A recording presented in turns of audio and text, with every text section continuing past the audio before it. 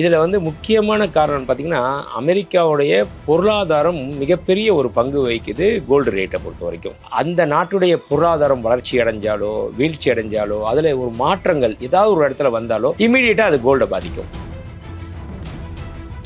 இப்போ கோல்டு ஒரு பக்கம் ஏறுதுன்னா அதுக்கு ஒரு காரணம்னு நம்ம ஏற்கனவே சொல்லியிருக்கோம். அப்போ போர் நிறுத்தத்தை கொண்டு வருவேன்னு அவ்வளோ ஆணித்தரமாக அவர் சொல்கிறாரு அப்படின்னா என்ன ஆகும்? கோல்டு ரேட்டு போர் காரணத்தை வச்சு ஏறாது. இனி இத்தனைக்கும் அவர் அறிக்கை தான் விட்டுருக்காரு. அவர் பதவி ஏற்கிறதுன்னு பார்த்தோம்னா ஜனவரி 20ஆம் தேதி தான் பதவி ஏற்க போறாரு. அதுக்குள்ளேயே அந்த அறிக்கை விட்டதன் எதிரொலியா இல்லை, நான் தான் சொல்கிறேன், தங்கம் தாராளமாக இப்போ வாங்கலாம், பொறுத்திருந்து வாங்கலாம். அப்படின்னா இது வந்து ஒரு கேம் மாதிரிங்க. என்னைக்கு இறங்கும் என்னைக்கு ஏறும் அப்படின்றது யாராலுமே கணிக்க முடியாது. 60,000 ரூபா இருந்த சவரன் இன்னைக்கு 56,000 ரூபா வந்துருச்சு. 4,000 ரூபா ஒரு சவரனுக்கு குறைஞ்சிருக்கு. எந்த நேரத்தில் இது ஏறும்னு சொல்ல முடியாது. US டாலர் ஸ்ட்ராங்காக இருக்குது, இந்திய ரூபாயுடைய மதிப்பு வீழ்ச்சி அடைஞ்சிட்டு இருக்கு. அப்போ கண்டிப்பாக தங்கத்தோட விலை ஏறும். இன்றைக்கும் நாளைக்கும் பார்த்தா கூட ஏதாவது குறையறதுக்கு வாய்ப்பு இருக்குது. ஆனால் எந்த நேரத்தில் ஷூட் அப் ஆகும்னு தெரியாது. இப்போ நம்ம இந்த இன்டர்வியூ கொடுத்துட்ருக்கோம். இதை கொடுத்துட்டு அடுத்த ஒரு 1 hour 2 hour நீங்கள் டெலிகாஸ்ட் பண்ணுறதுக்குள்ளேயே ரேட்டு கிடுக்குன்னு ஏறுறதுக்கு கூட வாய்ப்பு இருக்குது.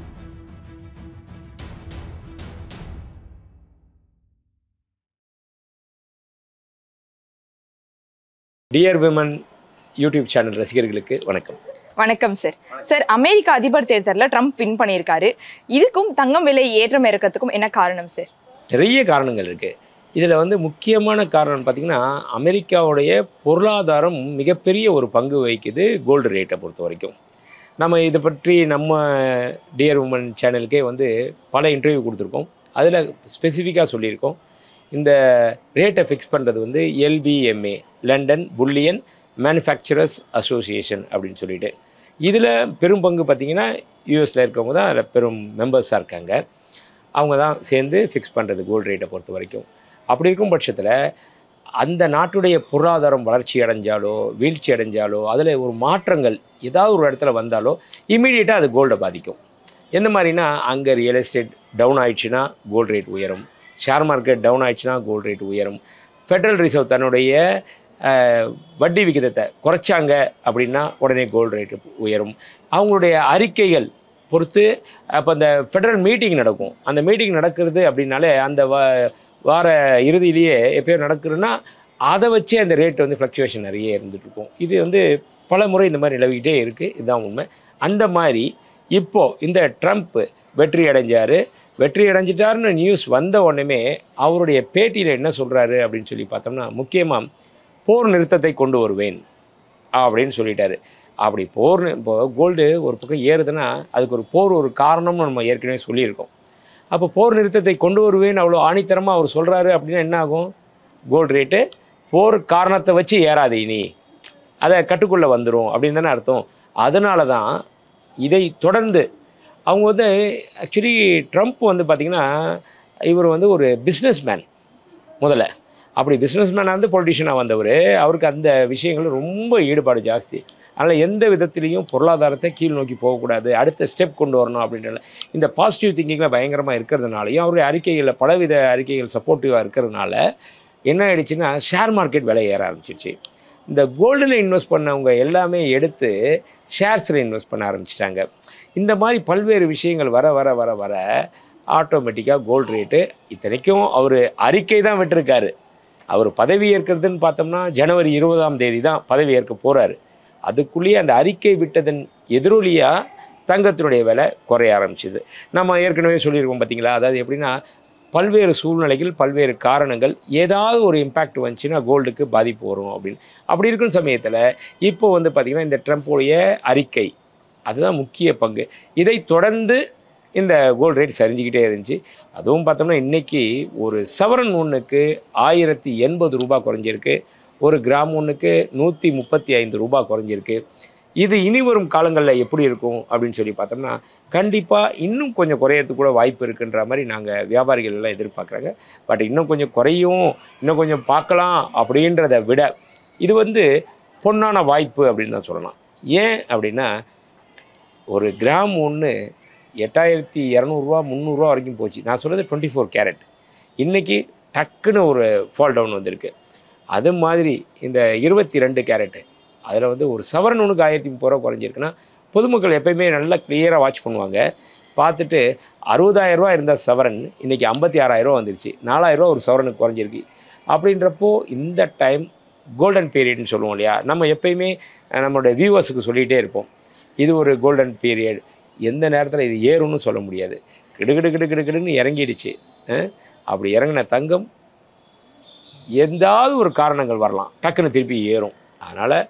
ஆனால் அல்டிமேட்டாக பார்க்கணும் ஒரே ஒரு விஷயம் அப்படின்னா, ஒரு லாங் டேர்ம் அந்த கேப்புக்கு இந்த இன்வெஸ்ட்மெண்ட்டை பொறுத்த வரைக்கும் இன்றைக்கி நீங்கள் இன்வெஸ்ட் பண்ணுறது கூட அடுத்த ஒரு 24 மந்த்ஸில் பார்த்திங்கன்னா நல்ல ரிட்டர்ன்ஸ் கொடுக்கும். அதனால் என்னடா எப்போ பார்த்தாலும் இதையே இன்வெஸ்ட் பண்ணுங்கன்னு சொல்கிறாங்களேன்னு நீங்கள் நினைக்க தேவையில்லை. ஏன்னா இட்ஸ் அ ப்ரூவன் ஒன், ஏற்கனவே நிரூபிக்கப்பட்ட ஒரு உண்மை, எடுத்துக்காட்டு, உதாரணம் எது வேணால் சொல்லிக்கலாம். அப்படி பார்த்தா கோல்டு என்றைக்கு வந்து கீழ் நோக்கி போயிருக்கு, இன்றைக்கி ஏறினதுலேருந்து இறங்கியிருக்கு. அப்படின்றப்போ திருப்பி ஏறதுக்கு வெகு தூரம் கிடையாது. இந்த டைமில் கடன் வாங்காமல் நீங்கள் இன்வெஸ்ட் பண்ணுங்கள். அப்படி ரொம்ப என்னுடைய அட்வைஸ் எப்படின்னா, நீங்கள் ஒரு 10 பவுன் எடுக்கணும்னு நினைக்கிறீங்களா, அட்லீஸ்ட் இன்னும் கொஞ்சம் குறையும் அப்படியே வச்சுக்கலான்னு நினச்சி கவனம் விட்றாதீங்க. 5 பவுனை இப்போ எடுங்க, இன்னும் ஒரு 2-3 நாள் வெயிட் பண்ணுங்கள், குறைஞ்சதா இன்னொரு 5 பவுன் எடுங்க. இல்லையா அட்லீஸ்ட் அடுத்து உயர ஆரம்பிச்சதுன்னு வைங்களேன், டக்குன்னு உடனே பர்ச்சேஸ் பண்ணிடலாம். அப்போ உங்களுக்கு ஆவரேஜில் பார்த்திங்கன்னா இந்த ரேட்டுக்கு கொஞ்சம் முன்ன பின்னே இருக்கலாம். அதனால் 7,085 ஒரு கிராம் அப்படின்றது ரொம்ப ரொம்ப கம்மியான விஷயம் தான் நாங்கள் பார்க்குறோம். ஓகே சார், ட்ரம்ப் வந்து இன்னும் பதவி இருக்க 2 மாதம் இருக்குது. ஸோ இன்னும் 2 மாதத்துல இன்னும் தங்க விலை கம்மியாக வாய்ப்பு இருக்கா, பொறுத்திருந்து தங்கம் வாங்கலாமா அப்படிங்கிறது ஆடியன்ஸோட ஒரு கேள்வி சார். இல்லை, நான் தான் சொல்கிறேன், தங்கம் தாராளமாக இப்போ வாங்கலாம், பொறுத்திருந்து வாங்கலாம். அப்படின்னா இது வந்து ஒரு கேம் மாதிரிங்க. என்னைக்கு இறங்கும் என்னைக்கு ஏறும் அப்படின்றது யாராலுமே கணிக்க முடியாது. இறங்கினதுக்கப்புறம் இதனால் இறங்குச்சின்னு சொல்லலாம், ஏறினதுக்கப்புறம் இதனால் ஏறிச்சின்னு சொல்லலாம். அதனால் இப்போ தாராளமாக இன்வெஸ்ட் பண்ணலாம். டாலரோட மதிப்பு அதிகரிக்க தொடங்கினா தங்கத்தோட விலை குறையுமா சார்? அதாவது டாலருடைய மதிப்புனா, டாலர் மதிப்பு ஜாஸ்தி ஆச்சுன்னு வைங்களேன், இந்திய ரூபாயோட மதிப்பு வீழ்ச்சி அடையும். அப்போ வந்து நம்ம வந்து ஒரு டாலருக்கு நிகராக இந்திய ரூபாய் முதல்ல 80 ரூபா கொடுத்துட்ருந்தோம், இன்றைக்கி 84 ரூபா 30 காசு கொடுத்துட்ருக்கோம். ஸோ ஸ்ட்ராங்காக இருக்குது, யூஎஸ் கரன்சி ஸ்ட்ராங்காக இருக்குது, யூஎஸ் டாலர் ஸ்ட்ராங்காக இருக்குது, இந்திய ரூபாயுடைய மதிப்பு வீழ்ச்சி அடைஞ்சிட்ருக்கு. அப்போது கண்டிப்பாக தங்கத்தோட விலை ஏறும். இதனால தான் அந்த ஏற்கனவே ஏறினது 59,000 ரூபா வரைக்கும் வந்துச்சு பாருங்களேன். அதில் பல்வேறு காரணங்கள், இந்த மாதிரி டாலருடைய ஸ்ட்ராங்காக இருக்க ஒரு காரணம், போர் அபாயம் ஒரு காரணம், அப்புறம் ஃபெடரல் ரிசர்வ் வட்டி குறைச்சது ஒரு காரணம், இதெல்லாம் வச்சு ஏறிட்டு இருந்துச்சு. ஆனால் ஸ்ட்ராங்காக அந்த வார நிப்பாட்டுவேன் அப்படின்னு சொன்னார் பார்த்தீங்களா, அதனுடைய எதிரொலி தான் இப்போ குறைஞ்சது. இது கூட முந்தானத்துக்கு பார்த்திங்கன்னா நேற்று குறைஞ்சிது, நேற்றுக்கும் கம்பேர் பண்ணால் இன்றைக்கி குறையுது, இன்றைக்கும் நாளைக்கும் பார்த்தா கூட ஏதாவது குறையிறதுக்கு வாய்ப்பு இருக்குது. ஆனால் எந்த நேரத்தில் ஷூட் அப் ஆகும்னு தெரியாது யாருக்குமே. இப்போ நம்ம இந்த இன்டர்வியூ கொடுத்துட்ருக்கோம், இதை கொடுத்துட்டு அடுத்த ஒரு 1 hour 2 hour நீங்கள் டெலிகாஸ்ட் பண்ணுறதுக்குள்ளேயே ரேட்டு கிடுக்குன்னு ஏறுறதுக்கு கூட வாய்ப்பு இருக்குது, அந்தளவுக்கு இருக்குது. அதனால் இந்த தருணம் அப்படி தான் நம்ம சொல்ல முடியும் எப்பயுமே. ஏன்னா இப்போ கோல்டு ரேட்டை பொறுத்த வரைக்கும் ஆன்லைனில் ஃபிக்ஸிங் ஆகிடுச்சு ரேட்டு. ஒரு நிமிஷம், ஏன் நிமிஷம்னு சொல்லணும், ஒரு செகண்டுக்கு ஒரு தடவை ரேட்டு மாறிக்கிட்டே இருக்குது.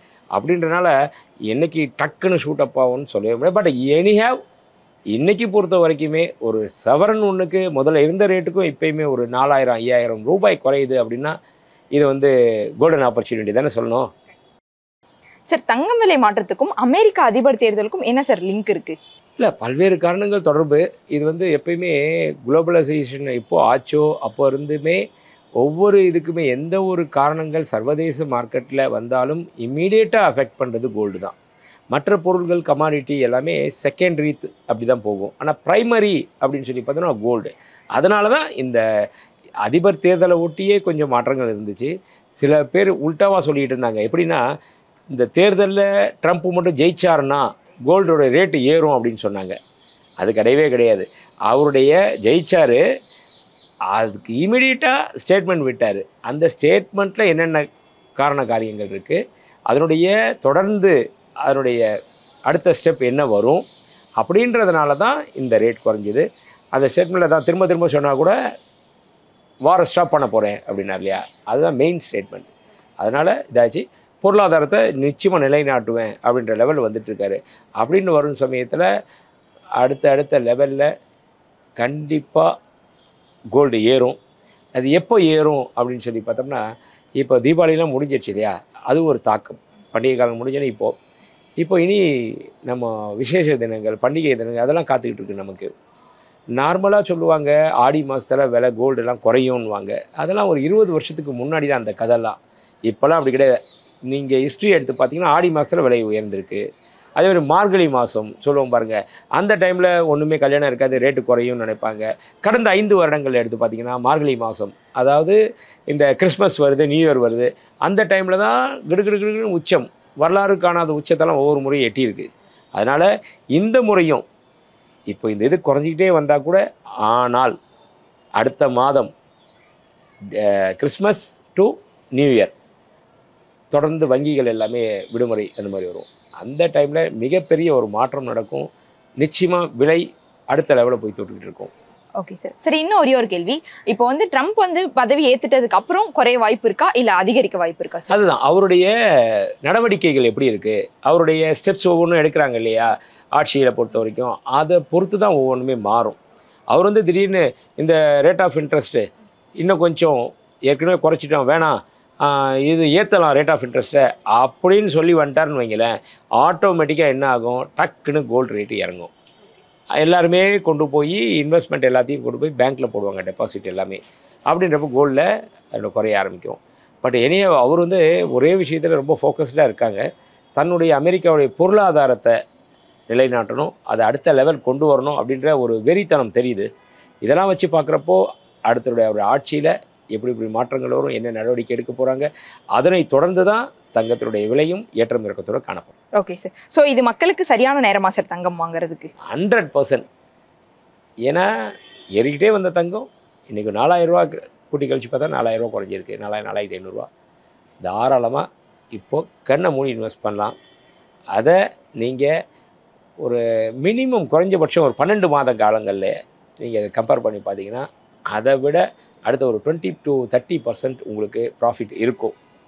அதனால் இந்த டைம்ன்றது கண்டிப்பாக அனைவருமே கோல்டில் இன்வெஸ்ட் பண்ணலாம். Okay sir. Thank you so much sir. நன்றி. நன்றி.